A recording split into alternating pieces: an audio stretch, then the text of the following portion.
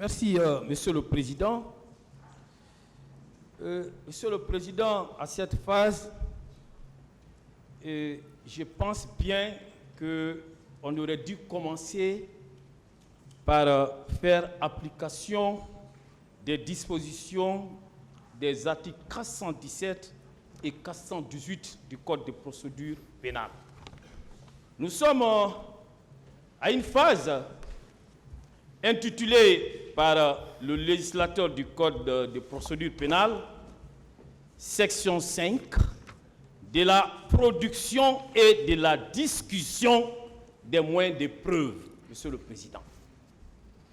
L'article 417 dispose que le président ordonne au greffier de donner lecture de la liste des témoins appelés par le ministère public, par l'accusé s'il y a lieu, par la partie civile et dont les noms ont été signifiés ou notifiés conformément aux prescriptions de l'article 390. L'huissier des services fait l'appel de ces témoins. Monsieur le Président, à cette phase, le tribunal criminel aurait dû commencer par nous donner la liste des témoins appelés par toutes les parties. Et ces listes-là sont versées au dossier de la procédure. Et ça, c'est bien avant l'ouverture, Monsieur le Président, de ces procès. Nous y avons procédé. Les parties civiles l'ont fait, le ministère public l'a fait, Monsieur le Président, conformément aux dispositions de l'article 390. Ce sont ces témoins-là qui doivent être entendus ici, pas d'autres témoins. Cette liste de témoins qui a été fournie par le ministère public après la comparution, Monsieur le Président, des victimes dans ces procès, cette liste-là doit être écartée. Elle n'est pas au regard des dispositions de l'article 417, une liste qui doit être examinée ici. Monsieur le Président, cette liste doit être écartée. La liste dont il est question, c'est celle qui a été notifiée aux parties bien avant l'ouverture du procès. 72 heures avant, comme l'exige le législateur. Ce n'est pas après l'ouverture. Donc cette liste doit être écartée. Nous sommes dans un procès criminel. Le respect des règles de procédure doit être démise. Monsieur le Président. Donc que cette liste-là soit écartée, que le tribunal puisse, à travers le greffier, nous donner la lecture de toutes les listes des témoins qui ont été servis conformément aux dispositions de l'article 390, parce que c'est conformément à ces dispositions, et rien qu'à ces dispositions, que les témoins doivent comparaître dans cette salle.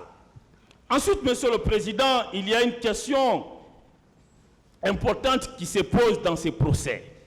Et elle touche d'ailleurs, non seulement, Monsieur le Président, à la sécurité des témoins, mais aussi cette question que j'entends soulever touche aussi à la crédibilité des témoignages qui seront faits à cette part. Alors, vous avez l'article 418 qui dispose, et ça tient au fait que ce procès est médiatisé et ça risque de fausser l'objectif, l'ambition du législateur. L'article 418 de notre Code de procédure pénale dispose: le président ordonne aux témoins de se retirer dans la chambre qui leur est décidée. Il n'en sort que pour déposer. Le président prend, s'il en a besoin, toute mesure utile pour empêcher les témoins de conférer entre eux avant leur déposition. Monsieur le Président, vous voyez, les témoins vont comparaître. Vous avez plusieurs témoins qui vont comparaître. Est-il possible, il y en a déjà qui se sont retirés dans une salle, comme la loi le prévoit, et sur votre décision. Mais la question que l'on se pose, alors est-ce que le tribunal criminel est à même d'entendre tous les témoins aujourd'hui? Et si le tribunal n'est pas à même d'entendre tous les témoins aujourd'hui, est-ce que les témoins ne vont pas conférer entre eux? Parce que ce procès est médiatisé. Les témoins seront à même de suivre ce qui sera dit dans cette salle. Et seront à même d'orienter leur éventuelle déposition en fonction de ce qu'ils vont suivre. Alors, dans ces conditions, Monsieur le Président, pourquoi ne pas faire application d'une loi qui a été récemment adoptée en prévision de ces procès? Et cette loi prévoit l'existence d'un dispositif adapté en pareille circonstance pour éviter que les témoins confèrent, mais pour éviter aussi que les témoins comparaissent à visage découvert et que cette situation soit une insécurité pour ces témoins. Monsieur le Président, voilà autant de questions que nous entendons soumettre à votre autorité. Mais aussi, Monsieur le Président, je ne serai terminé sans parler du 4 novembre, qui s'est invité dans ce procès, Monsieur le Président. Le 4 novembre, où un commando armé a fait une descente, une irruption à la maison centrale, et est parvenu avec beaucoup plus de facilité à y sortir des accusés. Mais, Monsieur le Président, si avec une telle facilité, on a pu accéder à la maison centrale, qu'est-ce qui garantit la sécurité des acteurs de ces procès? Que sommes-nous les avocats, Monsieur le Président? Qu'est-ce qui garantit notre sécurité? Nous sommes acteurs dans ces procès, au même titre que vous, que vos deux assesseurs, au même titre que le ministère public et ses substituts, au même titre que ces greffiers, qui ont tous aujourd'hui à leur disposition des agents qui assurent leur sécurité.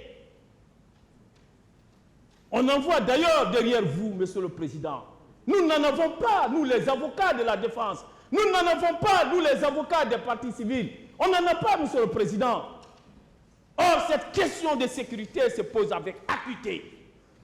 Quelles sont les dispositions qui sont prises pour la sérénité des débats dans ces procès? Quelles sont les dispositions qui sont prises pour permettre à tous les avocats d'accomplir leur mission en toute sécurité?